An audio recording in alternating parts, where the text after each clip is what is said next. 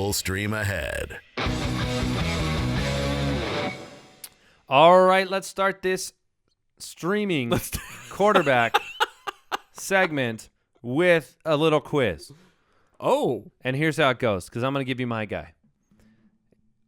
Which quarterback will Mike not have on his team this week against me? Who is T-Mobile? Tyrod Taylor. There's no chance on this earth that I'm allowing Mike, the fantasy hitman, right, to use his $0 fab money and take away Tyrod Taylor. That's a good play because he's near the top of my list. Well, he should be Near the top. He's my stream of the week.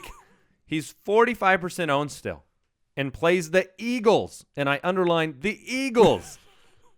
In our scoring format of 6 points per touchdown, the Eagles have given up 40-plus to 3 straight quarterbacks. Wow. And Tyrod Taylor has been playing well. He's taken more deep shots. Mike likes Sammy Watkins for a reason because they know they can win by getting the ball to their best offensive weapon. He's got a rush. I think he had a rushing TD last week. Yep. And I think he's just, a bona fide stud this week. Okay, so I can do one better than the Eagles. The Eagles who have given up 40 in our scoring system 3 weeks in a row. This team has given up more than 40 in 4 of 5 matchups, but 2 of those were more than 50. And that's the New Orleans Saints, who get the rookie Jameis Winston, who is my stream of the week.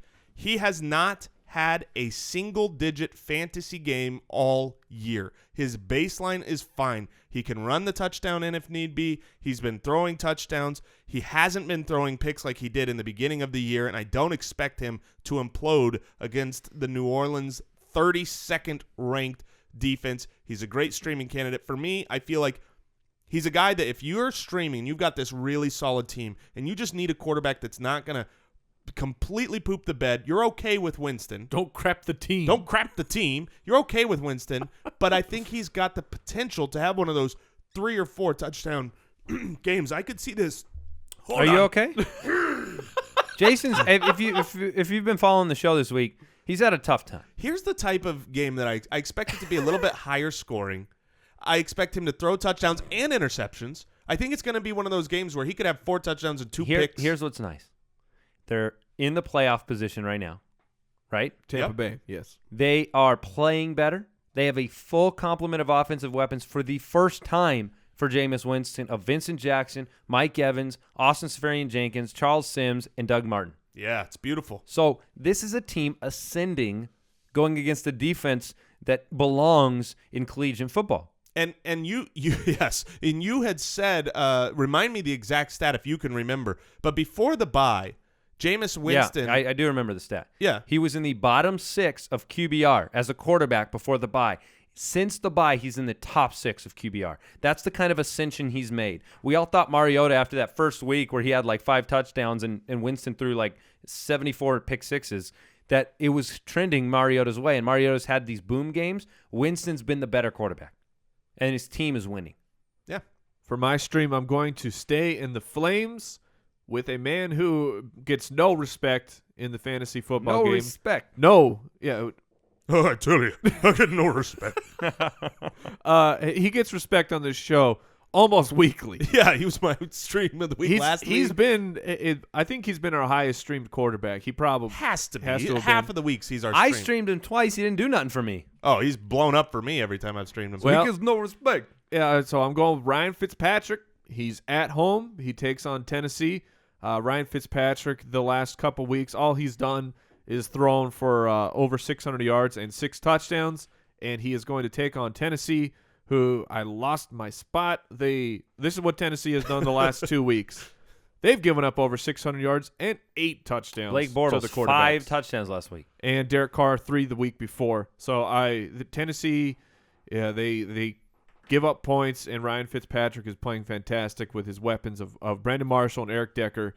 It's hard to beat those guys, and Ryan Fitzpatrick only owned in 42% of ESPN leagues. Unbelievable. So unbelievable. Yeah, he's performed hugely. I like players on teams that are competing for playoff spots, especially with good coaches. And the Jets are right in the thick of things, trying to fight for a playoff spot. Huge win last week. They're at home. They got to get it done. Yeah, Todd Bowles is great. Yeah. All righty. That is it for today's show. Well, nothing else to say. There you go. So we are going to be back with our Sits of the Week tomorrow. We're going to have our our mailbag show and answer a bunch of playoff questions, do our best to get you a victory this week. We want to see a ton of tweets, pictures of you with your trophy. That's the goal. That's what we set out to do 150 shows ago. Yeah, and if you're listening and you didn't make the playoffs, good for you. You are about to make the playoffs next year. Because one of the mistakes that people make when they don't make the playoffs is they stop following the fantasy news at the end of the season, and that hurts them going into the next season more than they realize. So keep listening. Well, we'll be here. You might as well hang out with us. Yep, all year round. All year round. So, Mike, any parting words? We need friends.